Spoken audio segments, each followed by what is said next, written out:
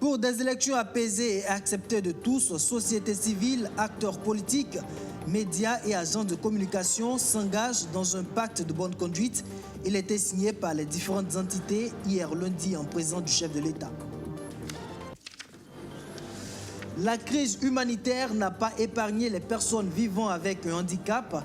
Ils sont environ 12 000 déplacés internes. Les conditions de vie de ces personnes sont encore plus difficiles. Comment donc les RD a fait face à ce défi? Les réflexions sont en cours à l'occasion d'un panel organisé en marge de la 27e journée internationale des personnes handicapées. Et enfin, c'est l'une des notes positives de l'économie burkinabé en dépit des défis sanitaires et sécuritaires. La balance commerciale du Burkina Faso était excédentaire au mois d'août dernier, une balance tirée vers le haut par l'exportation de l'or. Plus d'explications dans notre chronique économie de cette semaine. Voici pour le sommaire. Mesdames et messieurs, bonjour et merci de nous choisir. Cette note triste avant de développer ces titres, nous venons de l'apprendre. Le décès de Bilachal Kaboré, ancien ministre et ancien vice-président de la BCEAO. Bila Kaboré est aussi le père du chef de l'État, le président Roch-Marc Christian Kaboré. Pour des élections apaisées, ils s'engagent tous à éviter des attitudes antidémocratiques. Responsables politiques, candidats à la présidentielle, acteurs de la société civile et publicitaires ont matérialisé leur engagement à travers des signatures dans un document dit de consensus. Ce pacte de bonne conduite a été signé sous la houlette du Conseil supérieur de la communication, Abdou Aziz Sarri. C'est le président du MCR, Tahirou Barry, qui donne l'exemple en premier en apposant sa signature sur le document. Puis, tour à tour, les autres candidats à l'élection présidentielle de 2020 emboîtent le pas. C'est un engagement qui est ainsi pris par ses prétendants au palais de Kosiam. Ils s'engagent tous à respecter le résultat des élections et à utiliser le cas échéant les voies légales de recours en cas de contestation. Comme vous le savez, toute compétition électorale fait souvent appel à la passion, à l'engagement. Et c'est pourquoi il est nécessaire de rappeler à tous les acteurs politiques leur devoir de retenue, leur devoir de courtoisie dans la communication, dans la présentation de leurs projets politiques.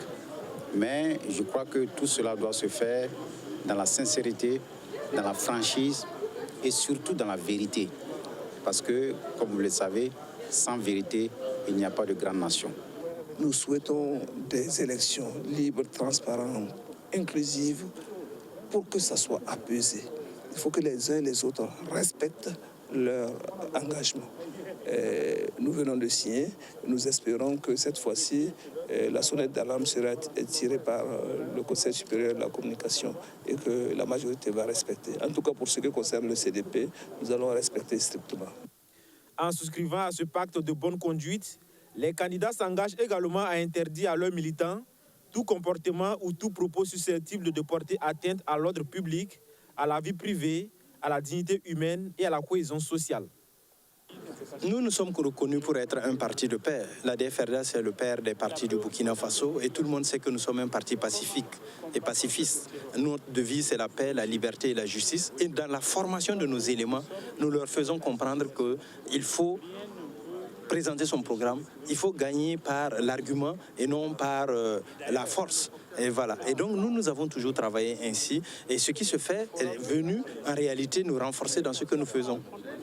Nous sommes du parti du livre, le parti de l'éducation qui milite pour une éducation de qualité au Burkina Faso. Qui dit éducation de qualité dit bon comportement, comportement exemplaire. Cela doit se traduire aussi en paroles. Et pendant cette campagne, nous nous sommes engagés à travers la signature de cet acte-là à le prouver sur le terrain, à avoir des discours, un discours apaisé, un discours rassembleur, un discours centré sur notre thème de campagne qui est l'éducation, une éducation de qualité et pas autrement. Pour les médias et les agences de communication, le pacte les engage de façon spécifique. Rester équitable vis-à-vis des candidats des partis ou listes d'indépendants en compétition. Non seulement dans la couverture des activités sur le terrain, mais aussi dans le traitement de l'actualité liée aux élections. Pour la mise en œuvre de ce pacte, vous avez confié au Conseil supérieur de la communication le rôle de veille afin de s'assurer que tous et chacun respectent ces engagements que je viens de résumer. Nous nous y attellerons tout en comptant sur la bonne volonté et l'engagement des partis à préserver nos acquis démocratiques. Le pacte de bonne conduite est apparu au CSC depuis 2002 comme un moyen juridique supplémentaire qui consacre l'engagement sur l'honneur des acteurs politiques, médiatiques et de la société civile à conformer leur conduite aux aspirations profondes de la paix et de la cohésion. Je vous le disais en titre, parmi le million de déplacés internes que compte le Burkina Faso, les personnes vivant avec un handicap sont estimées à environ 12 000. Et lorsqu'on imagine les conditions de vie dans les camps de déplacés, on peut penser que ces personnes sont encore plus vulnérables. Le gouvernement a pris la mesure de la situation en marge de la 27e journée internationale des personnes handicapées. Le Premier ministre a rencontré leurs représentants au cours d'un panel, un cadre pour réfléchir sur les mécanismes d'amélioration de leurs conditions de vie. Arsène Kontamde. Un panel pour discuter des difficultés des personnes vivant avec un handicap dans un contexte de crise sécuritaire. Un moment pour mettre sur la table toutes les difficultés que rencontrent ces personnes pendant les mouvements de population et également sur les sites de déplacés internes. Une personne en situation de handicap qui arrive dans un milieu où des personnes dans un camp de déplacés, vous n'êtes pas censé voir que l'accessibilité d'abord pour les logements, ça pose un véritable problème.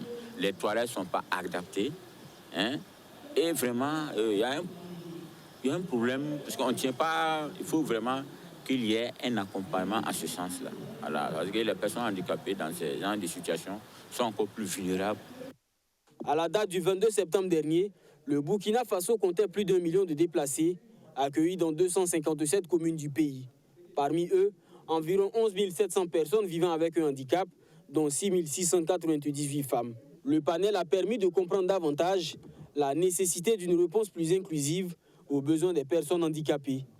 Nous avons des instruments juridiques, nous avons des instruments institutionnels qui sont là pour elles, mais elles ne savent pas. Donc, on a mis ça en place et avec cette tournée, on a pu discuter.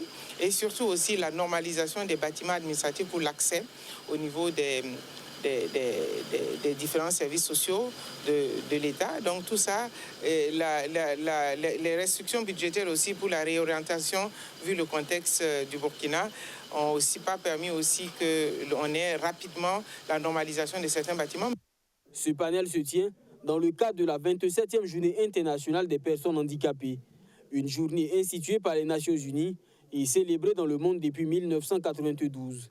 La mise en œuvre des recommandations issues de ce panel requiert des actions fortes auxquelles le chef de l'exécutif s'est engagé à examiner avec diligence.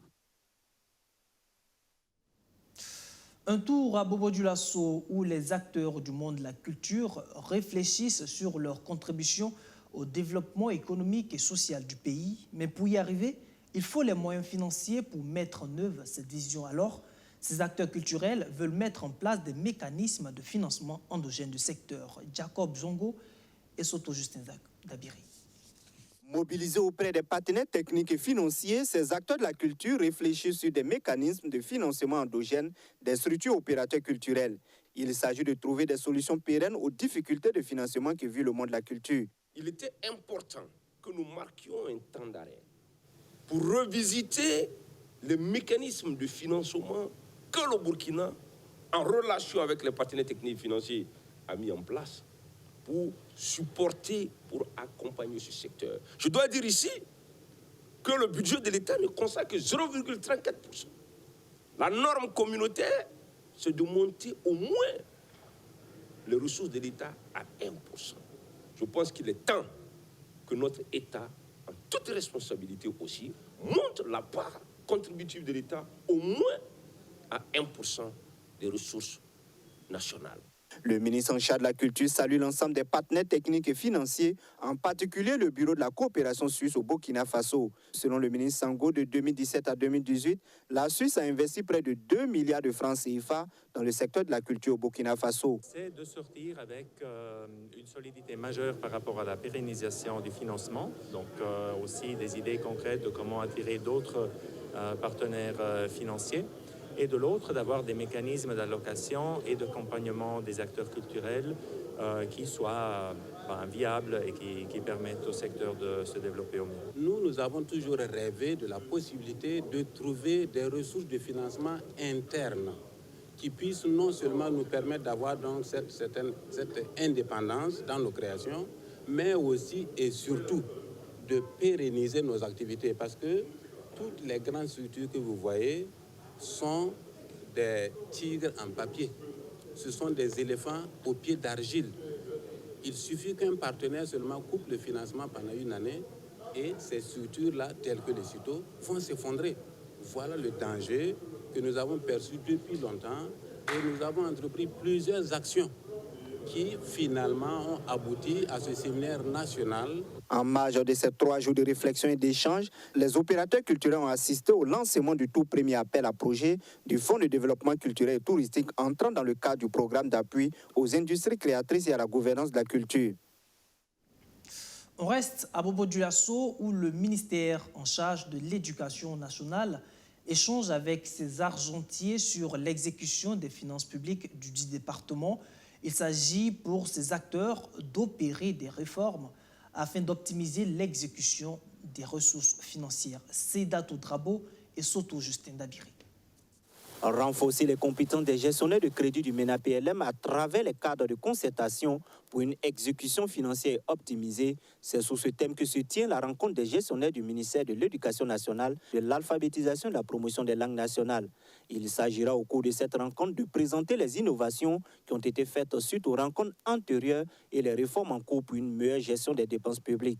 Vous savez que le MENA, effectivement, par le passé, gérait la question des bourses scolaires au niveau central. Les ressources étaient débloquées au niveau central et c'est après on envoyait une partie de ces ressources au niveau déconcentré pour que ces gestionnaires puissent effectivement payer les bénéficiaires. Mais là également, on a constaté qu'au regard de la remontée tardive des pièces justificatives, nous avons innové à ce niveau. Au lieu de débloquer au niveau central et d'envoyer les ressources au niveau déconcentré, nous avons effectivement, avec l'accord du ministère en charge des Finances, délégué cette année ces ressources-là au niveau déconcentré. Ça veut dire que désormais, c'est les acteurs au niveau déconcentré qui vont dérouler la procédure, débloquer les ressources et puis procéder au paiement. Il y a également les trousseaux pédagogiques, qui est un nouveau élément qui est né à la faveur, en tout cas, de la rencontre entre le gouvernement et les syndicats. Et les premières années aussi, ces ressources ont été débloquées au niveau central. Mais cette année et les années à venir, en tout cas, nous avons aussi trouvé une innovation en envoyant ces ressources au niveau déconcentré pour pouvoir les exécuter à ce niveau. Les rencontres de ces dernières années ont permis au ministère en charge de l'Éducation nationale de résoudre certaines insuffisances auxquelles étaient confrontés les gestionnaires. Et pour vous dire qu'à la date d'aujourd'hui, c'est vrai qu'on constate toujours que les pièces remontent lentement par endroits, mais dans la majeure partie des cas, il faut dire qu'il y a une nette amélioration. À cela aussi s'ajoute la réduction du taux de rejet des dossiers que nous mettons dans les circuits. Et ces pièces sont vérifiées par le contrôle financier, l'ordonnancement, la PRI. Et ces échanges, effectivement, ont permis de toucher du doigt certaines difficultés et certaines insuffisances qu'on relevait au niveau des gestionnaires. Et ces insuffisances ont été corrigées. Donc, pour dire que le taux de rejet aussi a été considérablement réduit. Cette rencontre qui regroupe les acteurs de la chaîne financière du ministère en charge de l'Éducation nationale sera ponctuée d'échanges et de partage d'expériences sur des points comme l'ordonnance et la justification des dépenses, l'analyse de l'exécution de la dépense publique au MENA-PLM par rapport aux procédures en vigueur et la nomenclature budgétaire de l'État et la présentation du projet de budget 2021. Eh bien, une rigueur dans la gestion budgétaire s'impose, tant l'économie a été éprouvée par la crise sécuritaire et sanitaire. Conséquence, baisse des recettes et surtout hausse de l'endettement en août dernier. Mais effet curieux quand même, la balance commerciale a été excédentaire dans le même mois. Cette note positive serait liée à la vitalité du secteur minier. Plus d'explications dans notre chronique économie et c'est signé Rémi Lambert-Nébier. La conjoncture économique liée à la pandémie de la Covid-19 est un fait. Tous les pays du monde la subissent sous différents aspects. Effondrement des entreprises, baisse des recettes, difficultés de financement de la relance, mais aussi endettement. Ce dernier aspect caractérise la conjoncture économique au Burkina.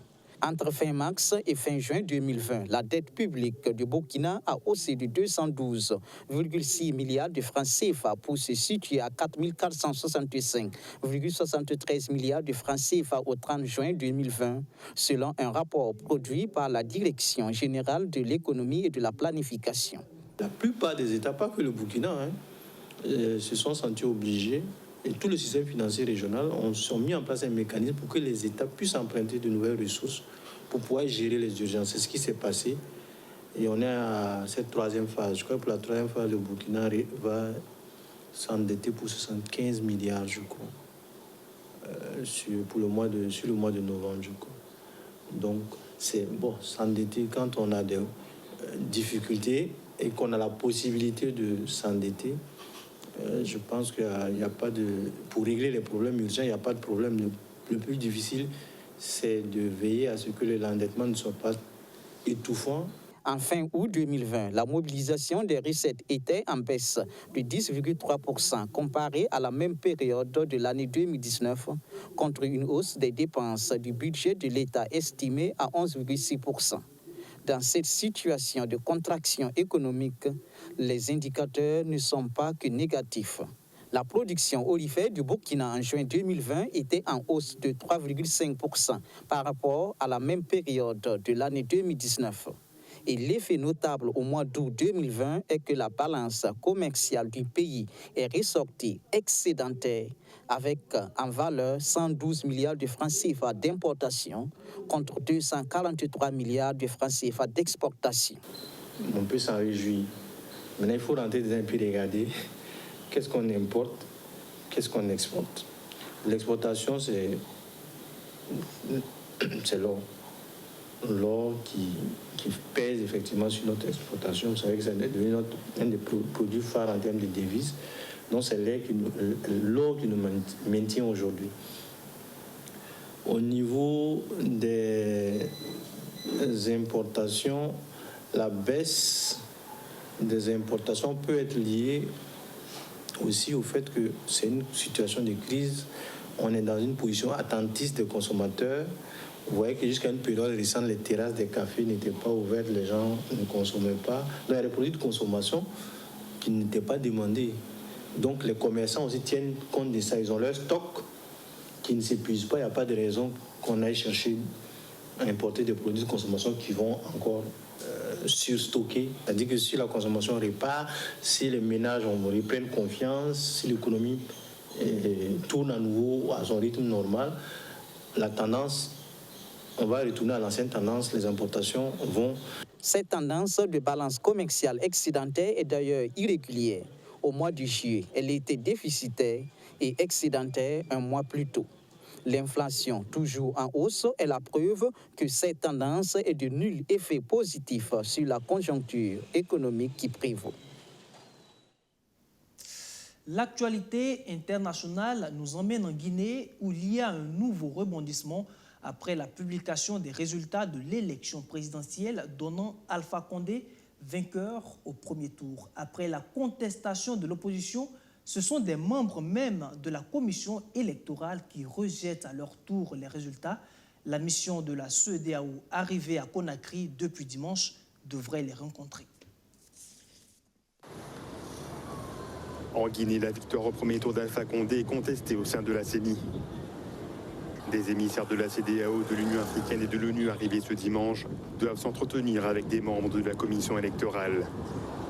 Un rapport de 22 pages publié ce week-end fait état de nombreuses irrégularités lors du scrutin et entre le dépouillement et le décompte des voix. 4 membres de la CENI relèvent entre autres la présence surnuméraire de délégués du RPG dans certains bureaux de vote, des écarts entre les suffrages exprimés et ceux obtenus par différents candidats et le vote multiple et massif de militaires. Le rapport épingle également de très forts taux de participation dans des fiefs d'Alpha Condé, avoisinant les 99% en Haute-Guinée et notamment 1,14% à Farana.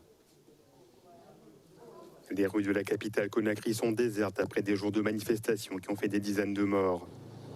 Selon les résultats provisoires publiés samedi, Alpha Condé remporterait un troisième mandat controversé avec 59% des voix devant son rival Cellou Dalein Diallo, crédité de 33,5% des suffrages. Retour au Burkina Faso. Avant de nous quitter, nous parlons de protection de l'environnement et les artistes veulent apporter leur contribution à travers cet événement dénommé le Carrefour de la musique verte, un cadre qui leur permet de passer des messages de sensibilisation pour un monde plus vert. Les chansons les plus illustratives ont été récompensées. Une prestation de Latis Isa pour ouvrir la deuxième édition du Carrefour de la musique verte. L'événement réunit chaque année les artistes burkinabés autour d'un thème axé sur la protection de l'environnement ou de la nature.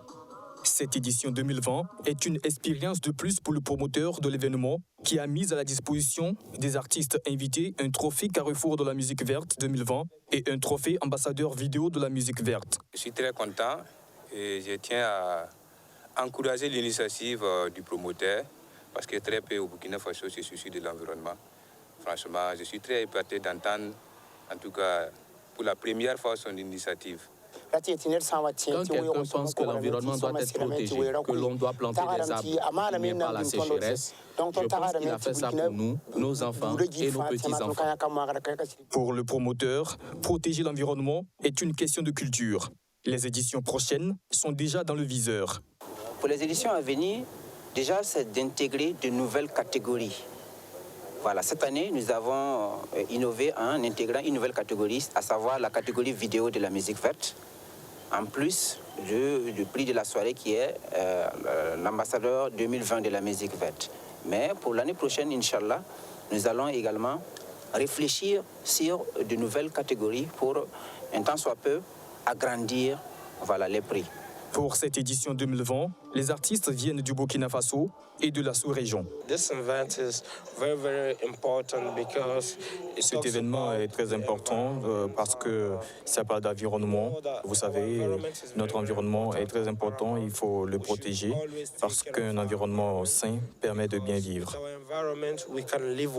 C'est une noble cause qu'il faut vraiment soutenir et j'invite tous ceux qui peuvent apporter leur participation aux promoteurs de vraiment le faire parce que ça va vraiment nous aider, parce que la nature, nous en avons besoin, nous ne pouvons pas vivre sans.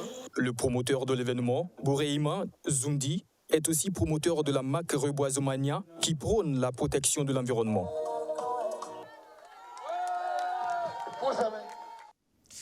Et voilà, vous l'aurez compris, c'était un compte-rendu de Justin Amanto.